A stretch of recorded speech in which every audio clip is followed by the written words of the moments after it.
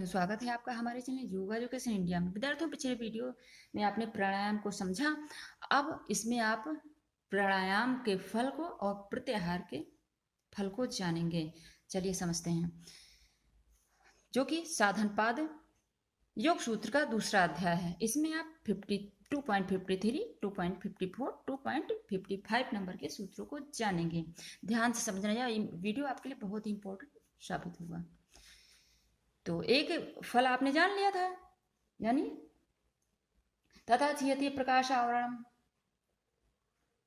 आवरण यानी बुद्धि पर पड़ा हुआ आवरण छीड़ हो जाता है, यानी ज्ञान पर पड़ा हुआ पर्दा छीड़ हो जाता है। अब इसमें जाने दूसरा सूत्र के पहले सूत्र जाने 2.53, धारणासु च योग्यता मनसः। अर्थ, धारणासु एकाग्रता के लिए,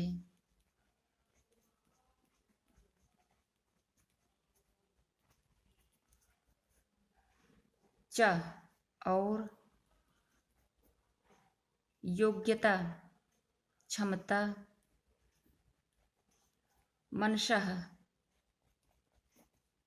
मन से। ठीक, अब एक लाइन में इसको जाने। और भी, पिछला आपने जान लिया, और भी समस्त धारणाओं में मन की योग्यता होती है। यानी विद्यार्थियों, प्राणायाम न केवल ज्ञान के लिए बाधा बने पर्दे को हटाता है, बल्कि मन को इस योग्य बना देता है जिससे कि वह सचेत जागरूकता यानी धारणा की ओर बढ़ते हुए ईश्वर की अनुभूति कर सकता है। यानी विद्यार्थियों, साधक में प्राणायाम के दीर्घकालीन नियमित अभ्यास द्वारा ही मन में धारणा की योग्यता आ जाती है। अर्थात उसे चाहे जिस देश में यानी क्षेत्र में सहज ही स्थिर किया जा सकता है।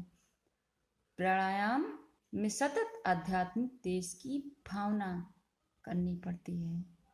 तो आशा करते हैं आपने इसको समझ लिया अच्छे से। चलिए अब अगले सूत्र को समझते हैं, प्रत्याहार को जानते हैं और उसका प्रभाव कैसे है। चलिए, स्व विषय असंप्रयोगे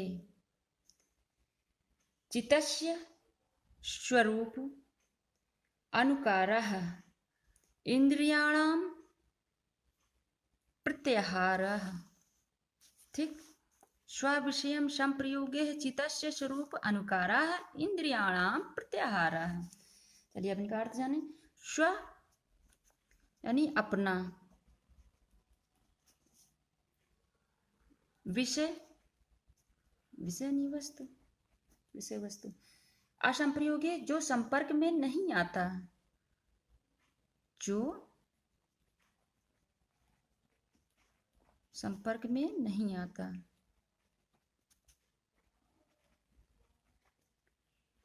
चित्तस्य चेतना का अंग,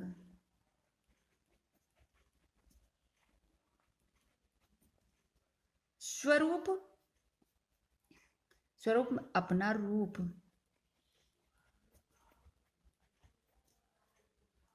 अनुकारा पालन करना,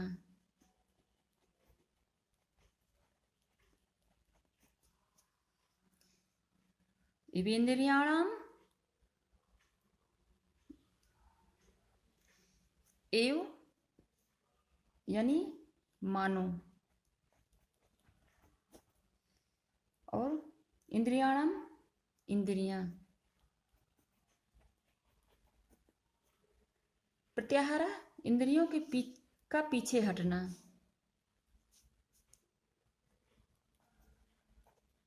इंद्रियों का पीछे हटना। ठीक, तो स्विषय संप्रयोगे चित्तस्य स्वरूप अनुकारः इवेन्द्रियाणां प्रत्याहारः। एक लाइन में पहले इसके अर्थ को जाने। अपने विषयों के संबंध से रहित होने पर इंद्रियों का जो चित्त के स्वरूप में तदाकार सा हो जाता है, वह प्रत्याहार है। यानी मन को ध्यान लगाने की उपयुक्त बनाने के लिए इंद्रियों और मन को ईश्वर की ओर मोड़ना पड़ता है तथा उन्हें विषयों और जगत के किससे विषयों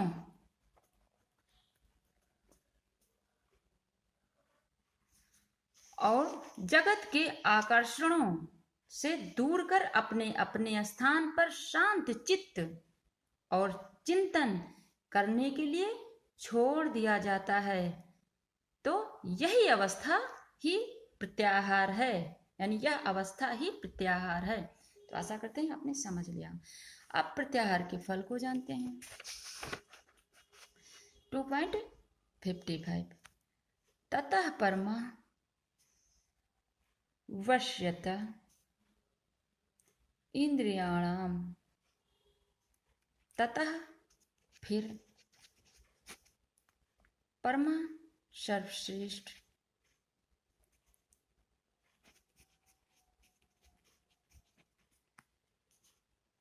वश्यता वश में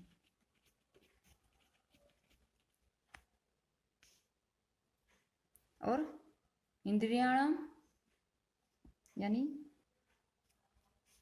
और वश्यता के वश में एक नियंत्रित शब्द भी यहाँ जोड़ सकते हैं,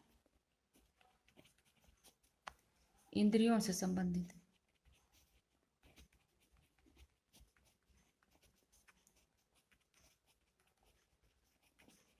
ठीक, चलिए एक लाइन पहले हटते हैं। उस प्रत्याहार से इंद्रियों की परम वश्यता यानी वश में हो जाती हैं। प्रत्याहार से ही इंद्रियां वश में हो जाती हैं, अर्थात इंद्रियों की इस निष्क्रिय और चिंतन की शांत अवस्था से व्यक्ति को उनके साथ ही मन पर, किस पर, मन पर पूर्ण नियंत्रण प्राप्त हो जाता है और वह उनके स्वामी ईश्वर की ओर बढ़ने लगता है। और सरल लगे समझ लें। देखो विद्यार्थी, योगी साधक जब प्रत्याहार की सिद्धि प्राप्त कर लेता है तब समस्त इंद्रियां उसके वश में हो जाती हैं, वह जितेंद्रिय हो जाता है, इंद्रियों की स्वतंत्रता का सदैव के लिए अभाव हो जाता है। प्रत्याहार की सिद्धि के पश्चात इंद्रियजित होने के लिए योगी को फिर अन्य किसी साधन की आवश्यकता नहीं रह जाती है। यह तभी संभव है जब चित्त एकाग्र हो जाता है तथा चित्त के निरोध होने पर समस्त इंद्रियों का भी निरोध हो जाता है। यही इंद्रियों की परमावश्यकता है। तो आशा करते हैं आपने अच्छे से समझ लिया होगा। इसमें आपने ततः परमावश्यते इंद्रियाणाम स्विषय संप्रयोग चित्तस्य स्वरूप इवेन्द्रियाणाम प्रत्याहार धारणासु च योगिता मनसः। तो आशा करते हैं आपने बहुत अच्छे समझ लिया। जहाँ कहीं ना समझ में आए कमेंट बॉक्स में शेयर करना, मैं आपको दोबारा समझा दूंगी, स्वयं देखना, दूसरे बच्चों को जरूर शेयर करना और नए चैनल पर चैनल को सब्सक्राइब करना, बेल आइकन जरूर प्रेस करना ताकि मैं जैसे वीडियो अपलोड करूँ आपको तुरंत नोटिफिकेशन प्राप्त हो सके। और आज दूसरा अध्याय समाप्त हुआ, यानी साधन पाद के सभी सूत्र समाप्त हुए। इसमें 55 सूत्र थे। अगले यानी आप विभूत पाद को समझेंगे। समाधि पाद, साधन पाद समझ चुके हैं, अब विभूत पाद को समझेंगे। धन्यवाद विद्यार्थियों।